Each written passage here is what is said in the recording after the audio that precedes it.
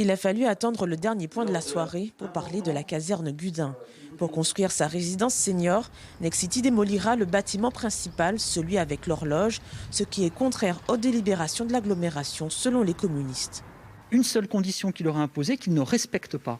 Ça veut donc dire que les élus communautaires ont été abusés. Ce qui a été dit lors de la délibération et ce qui est écrit dans la délibération votée n'est pas respecté. On laisse aujourd'hui Nexity détruire un pan important de l'histoire et du patrimoine de la ville de Montargis. Réponse rapide de Jean-Paul Billaud. Pour le président de l'agglo, le cahier des charges est respecté. Il était bien précisé à l'intérieur de la délibération qu'on gardait l'esprit de la façade.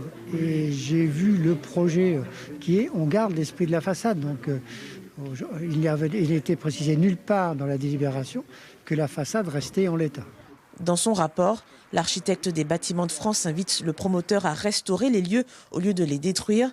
Mais cet avis n'est pas contraignant puisque la caserne Gudin n'est pas classée monument historique. Alors que faire pour tenter de sauvegarder le bâtiment principal? Les citoyens du Montargois pourraient engager des recours.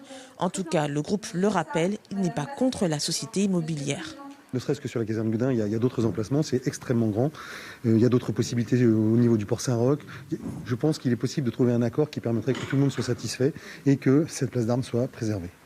Outre Nexity, l'association Imanis vient d'acheter une parcelle de la caserne pour 180 000 € et l'agglo s'est portée candidate pour accueillir une annexe de la Bibliothèque nationale de France.